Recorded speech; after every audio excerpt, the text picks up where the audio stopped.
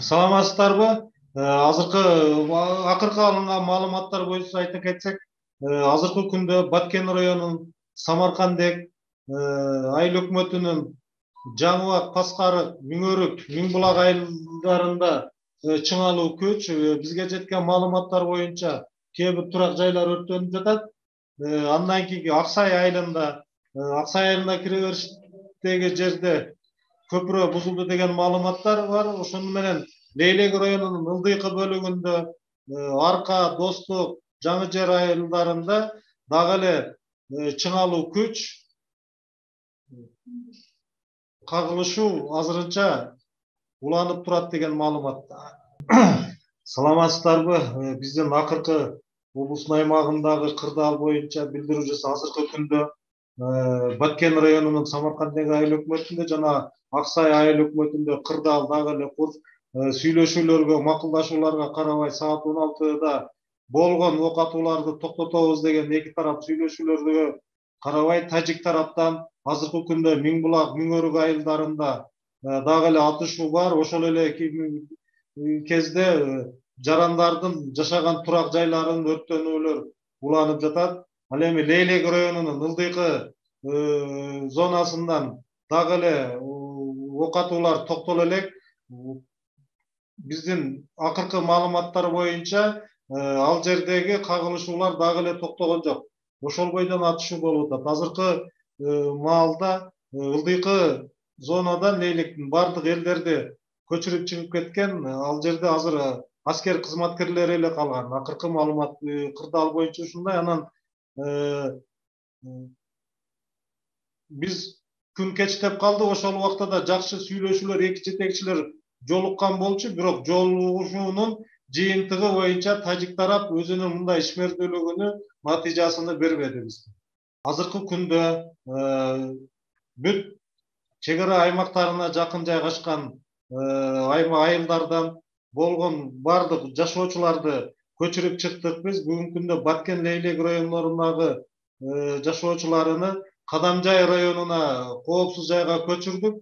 Бул жагынан биз Сох анклавы Фергана облусунун жетекчилигине чыгып, ошол жерде макулдашып, алардын көмөгү менен эки райондун акимдерине тапшырма берип, облустун жетекчилерине бизге транзиттик коридор түзүп берип, болгон жашоочуларды коопсуз жолдор менен Сох анклавы аркылуу Кадамжай районуна жеткиздик. Бүгүнкү күндө Кадамжай районуна жалпысынан алганда 120 миңдин тегерегиндеги адамды ошол коопсуз жайга көчүрдүк.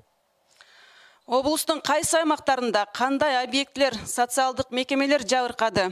Социалдык тармактарда Тажикстандын желеги кыргыз мектебине илинип, тажик аскерлери жар салып жаткан видеолор таркады. Колдонуучулар бул Хаджаев атындагы кыргыз мектеби деп жатышат. Бул мектепте жагдай кандай?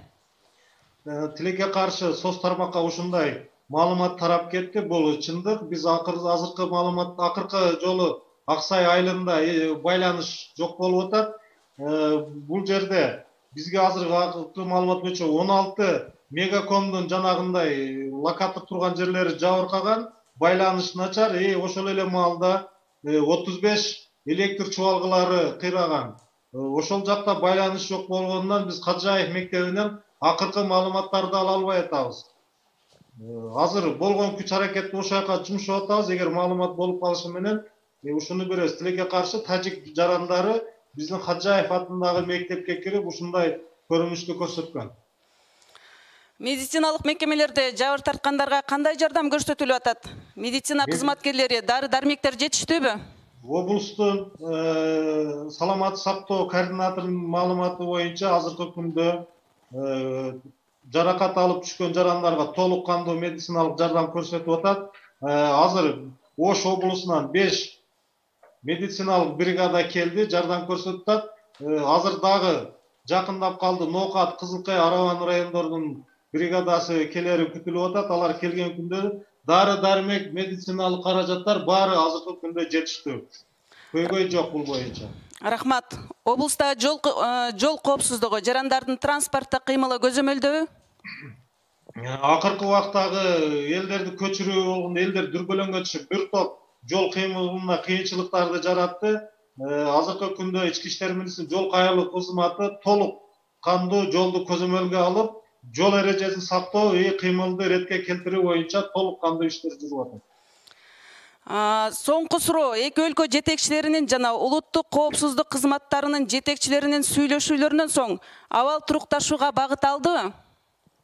Тилекке каршы бизден улуттук коопсуздук комитетинин төрагасы, Тажик Республикасынын улуттук коопсуздук комитетинин төрагасы чек арада жолугуп макулдашуулар болду эле. Алардын макулдашуусу боюнча бүгүнкү саат менен 16:00 толук кандуу ок атышуулар токтош керек болчу.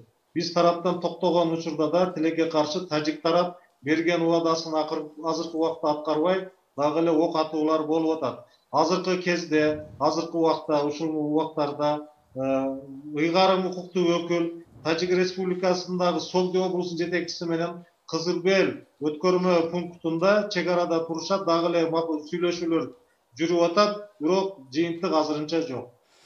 Социалдык колдонуучулар бизге бир суроо менен кайрылып атат. Лейлектен эвакуациялоого учактарда колдонулду деп маалымат келип атыптыр. Ушул маалымат чынбы? Эвакуациялоого кандай күчтөр тартылды? Толугураак маалымат берсеңиз.